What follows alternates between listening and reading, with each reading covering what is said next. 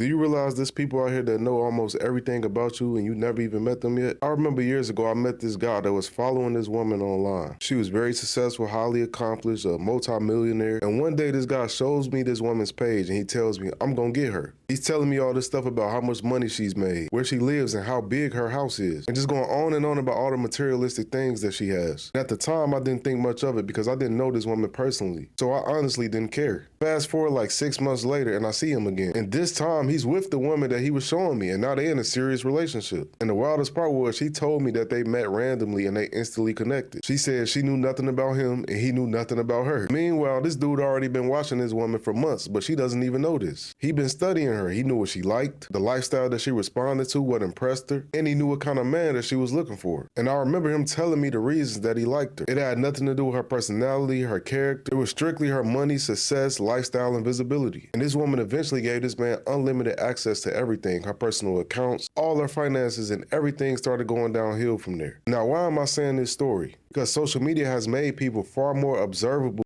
What if I told you one of the easiest ways to become famous today isn't by being talented? It's by oversharing. It's by being wounded, not healing, not growing, not overbecoming, not doing anything impressive, but staying wounded long enough so people can build a relationship with your pain. Somewhere along the way, the internet stopped rewarding value and they started rewarding vulnerability. If you're vulnerable and you tell all your business online, that's how you build on this platform. Before y'all get defensive, I'm not talking about people sharing personal stories or people talking about mental health or opening up about personal things that they're going through. At awareness, I'm talking about something much different.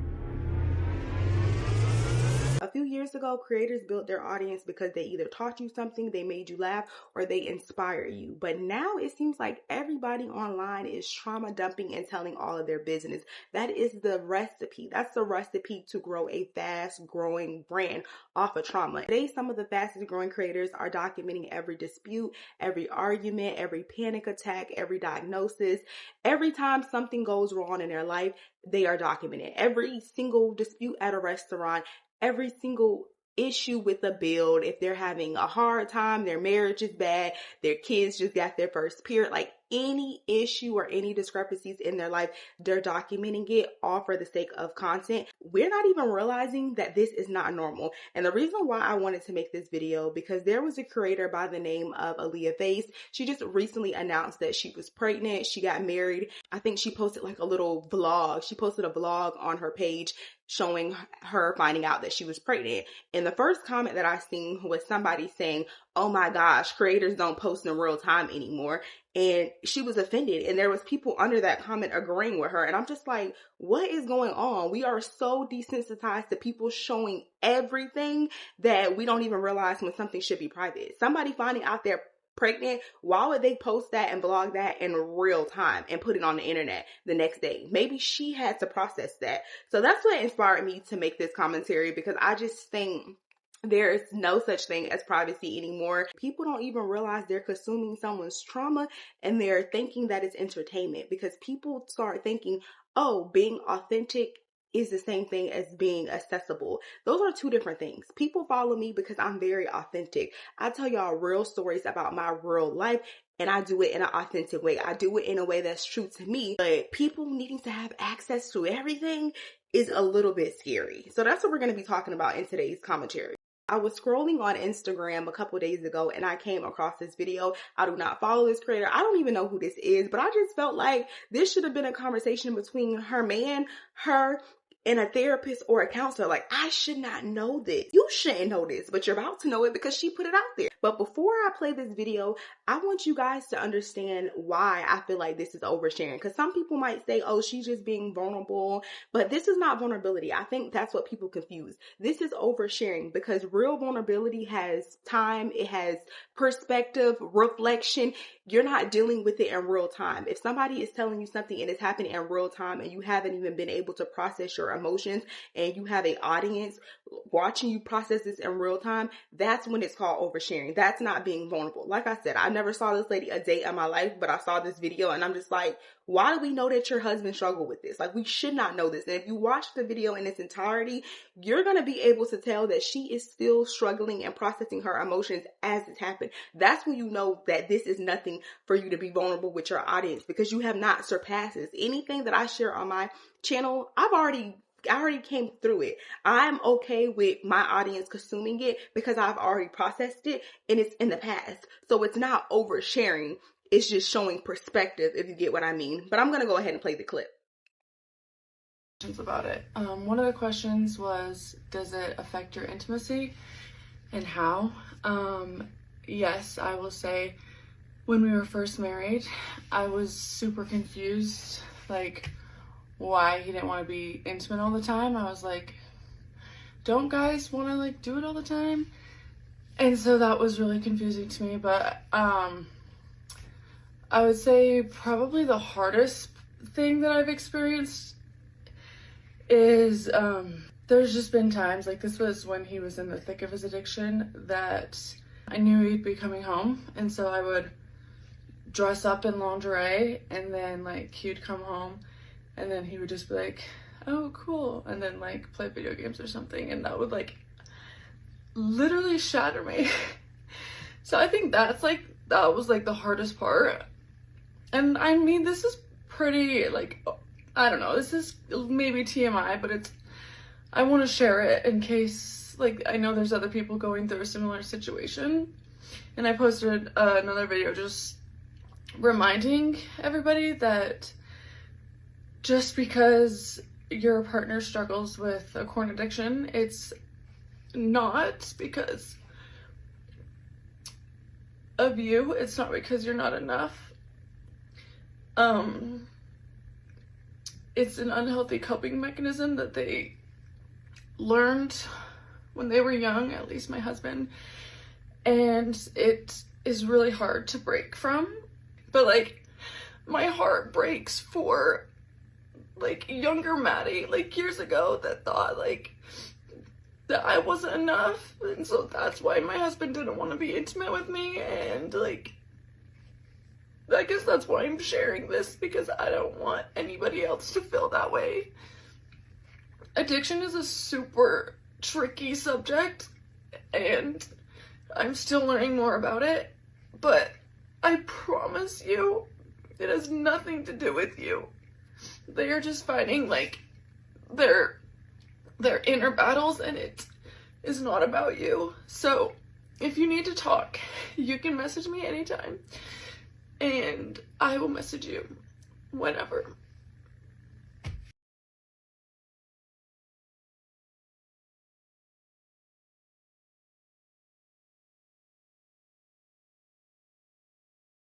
That's my answer for the question. I wasn't supposed to cry. Okay, so y'all see, this is a real thing. She's actively still dealing with this, and I wish her and her husband the absolute best. But I want to talk about how social media has created pain. People connect pain with social media with emotional value. They realize if they post their pain on social media, they're going to get value. If somebody is making a video crying or they're doing a breakup video, they're going to correlate that to views. If a video get 2 million views of a breakup, okay, views brings attention. Attention brings money.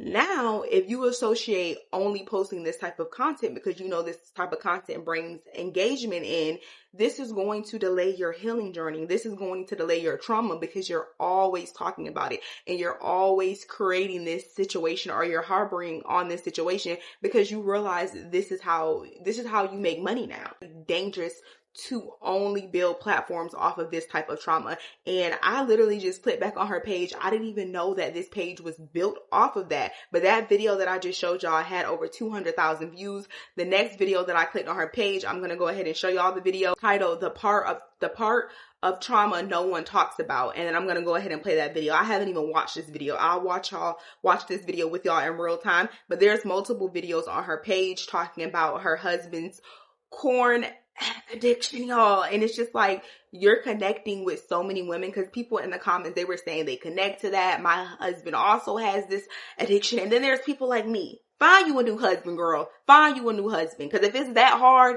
please, like, find you a new husband. Come on. I feel like that's up there with adultery. Find you a new husband. That's how I feel. But I would never comment anything like that because I understand my words have value. And I feel like if a person is vulnerable and they're in their season, why comment something like that? That's not going to help. That's not going to help at all. But let me go ahead and play this video. I have no control over my life, at least. Married to a corn addict, I feel like I have no control over my life, at least the first years. Like, I feel like the ball is in his court on if we make it through as a family, and it's very stressful. So I've noticed myself that I've become very obsessive over the things that I know I can control. Like, shortly after I found out he had been lying, like almost 2 years ago, I had become obsessed over making sure the house was clean, spotless, cleaning it multiple times a day, deep cleaning it multiple times a day. And I don't like the way my ADHD medication makes me feel now. Like, it makes me feel more depressed. But I've been running myself rampant because in my mind, I'm like, I can control this, so I need to do this. And so I'm trying not to put so much pressure on myself, because I have set like unrealistic expectations that is literally just putting me and my nervous system in the grave. Like, I understand, like, my body is trying to help me, and it's like trying to say, like, let's focus on something you can control, but it's not in a healthy way. So if you notice yourself doing this, know that you're not alone, and we can get better together. Married to a corn addict, I feel like I have no control over my life, at least the first years. Like, I feel like the ball is in his court on if we make it through as a family, and it's very stressful. So I've noticed myself that I've become very obsessive over the things that I know I can control. Like, shortly after I found out he had been lying, like almost 2 years ago, I had become obsessed over making sure the house was clean, spotless, cleaning it multiple times a day, deep cleaning it multiple times a day. And I don't like dumping and the trauma bonding connects. When a person starts following a creator because they associate them with suffering that's familiar to them, that's where the problem starts. Because what if that creator heals? What if she stops talking about this anymore? What if you no longer connect to this creator anymore because she's not sharing her business online anymore? And I feel like a lot of people don't even realize it, but they follow people because they see themselves in people. And nothing is wrong with having a place or a community where you have people that you can connect to, but through trauma, that's not healthy. Even when I look at the comments of this video, somebody commented and said it started off with corn, then alcohol, then lies, then more manipulation, then the affairs, multiple affairs. I would never be the same. Betrayal trauma is the absolute worst. Then somebody said, girl, please listen to me. Tell him to get a flip phone or leave. Please love yourself more than you love him. So there are so many people telling her to leave, people telling their stories in the comment. Another comment said 18 months into this HELL, 32 years together, and he left with a work affair partner. Going through the divorce brings new trauma with it, like stated from others. I wouldn't wish this on anyone. So everybody is in the comments connecting their trauma to this situation. I understand it, to her, it may seem like, you're just building a community, but you're building a community off of oversharing. And I just feel like we didn't need to know. She has multiple videos talking about how her and her husband are going to therapy and they're trying to work through this and different things that they're doing. And it's just like, we don't need to know this, because you're not helping anybody with this. You're just finding more people that can relate to your story. And as you can see, they're not helping your story. They're putting inputs on your life, your real life, and telling you to leave this man. And you are actively making videos saying that you and your husband is making this through. You're going to make it through this. And people are telling you to leave. You see how trauma dumping, and it does not connect. That's why anything that involves a man, I tell y'all the past tense version of it, the version that already happened, the version of me that I had already healed from it before I get on my platform and share it with you. Because if not, it doesn't do anything but hurt you for their entertainment. Then people don't give a damn about you. They're going to thank you for being vulnerable. They're going to thank you for opening up. They're going to thank you for being a safe space to them, although you don't know them. But when you try to heal, these are going to be the same people that's going to reopen that womb up every time. And you might even come on and continue to, even if you start healing from this, say her and her husband does get past this, you might feel the need to still share this part of your life, because that's what the algorithm rewards. And this may be opening up wombs every single time. I also want to touch on another creator, because this is not just done with women. This is also done with men. I've seen multiple channels of men talking about their trauma and talking about them being cheated on by women, and you'll see a whole bunch of other incels that got cheated on as well, trying to connect and bashing women. And it's just like, this is doing more harm than good. Another creator I want to use as an example is I believe her name is E. Kane. She posts a lot of hair content,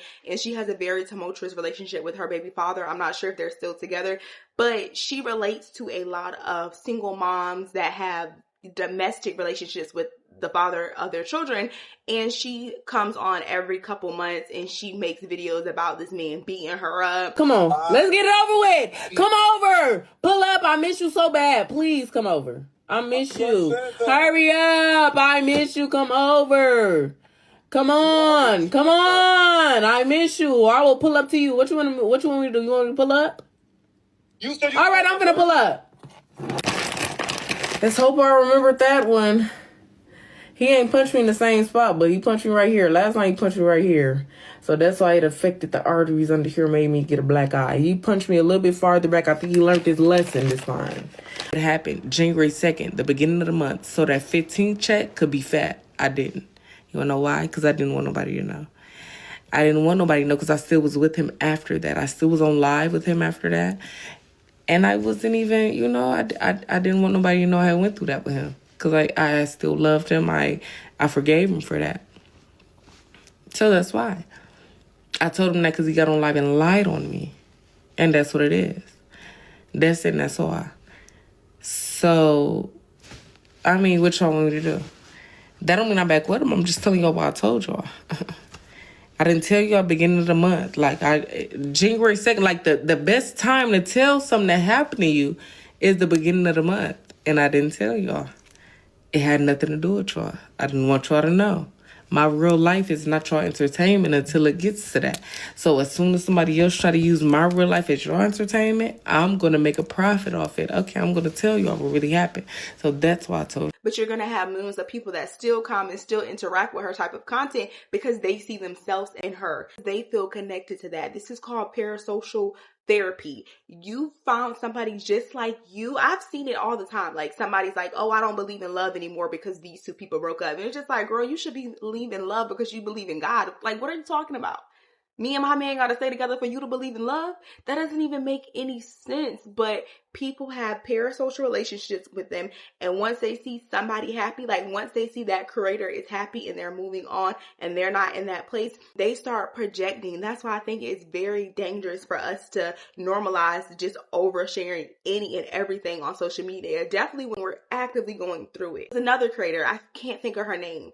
I think her name was Mimi Susu. She was going through a divorce, and there's so many people that was in her husband's comments, and they were saying they have to know why they broke up. I want to hear your side. I heard her side, but it's just like, why do you need closure for a situation that you were not in? We have normalized oversharing to the point that people feel entitled to know your business. And if you do not give them your business, they will create their own stories and their own narratives and these think pieces. Like, the internet is ill, and it's getting out of hand, y'all. I've been wanting to talk about this for a while because I knew people was weird. But when I saw that comment on Aaliyah's video, people saying influencers don't share stuff in real time, why would you want to know where a pregnant woman is at any given moment?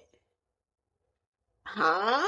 Like, y'all, it's getting crazy out here. People are loony. Like, people are lunatics. And another thing that scares me about the normalization of oversharing and trauma bonding and dumping on strangers on the internet is it teaches people that intimacy is not a real thing. Slowly teaches people that intimacy is something that you owe your audience, as if they were your children, as if they were your friends, as if they were your doctors, as if they were your parents. You don't owe people anything, but because we have normalized this, people feel entitled. And another thing that I want to touch on is it doesn't always look emotional. Like, you can watch somebody and they may not be an emotional person, or they may not seem to be sharing something personal, but it is absolutely oversharing. Like, you may think like, oh, I'm not an influencer, I don't post on social media. But if you are one of those people that think every time you have food, do I have to record this or do I have to share this? Like, if you film and you take pictures of everything, that can be in a way oversharing. That was me. I realized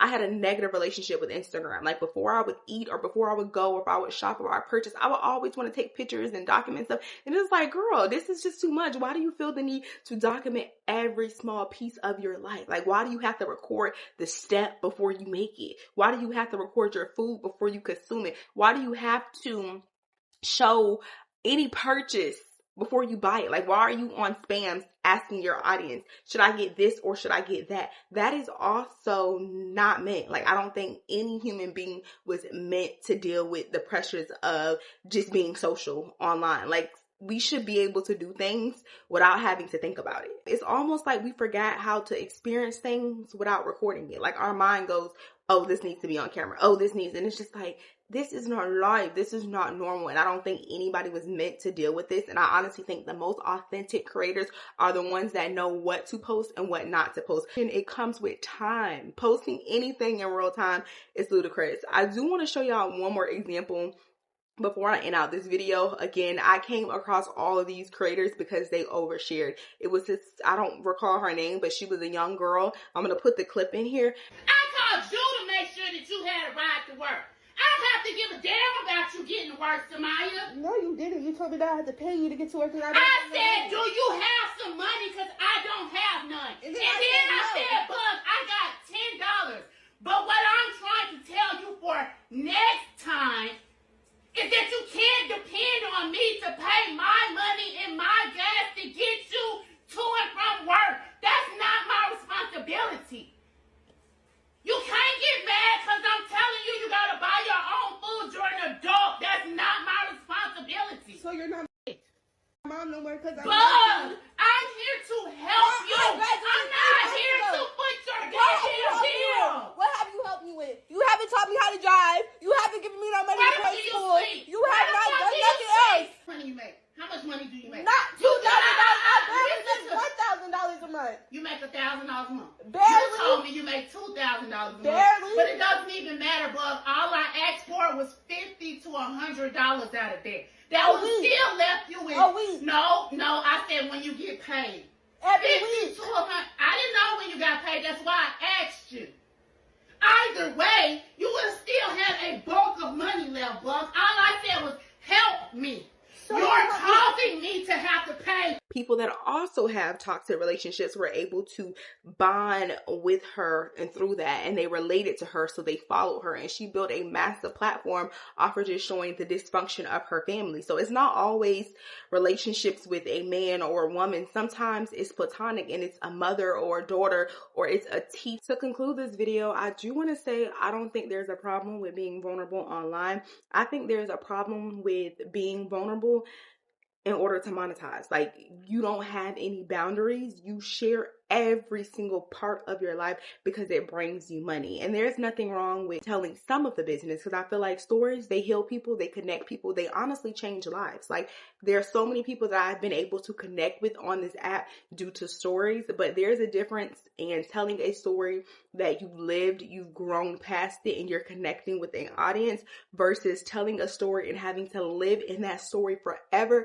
because you monetized it. That's how you make your money now. So you have to stay in that story. And that's dangerous because the algorithm move on. People grow up. Your audience grows. So you can continue to get online and have the same storyline about, I don't want to throw any shots, y'all, because this is not, video is not directed at a singular person. I just noticed it and I just thought it was weird. And I am one that posts online and I tell personal stories, but I do it in a way that's authentic to me. I don't do it in a way where I'm still living in it and I'm hurting myself by telling these stories. I think y'all get what I mean. I think I made my point clear. Let me know how you feel about content creators that have built their entire platform off of trauma bonding with their audience and just oversharing.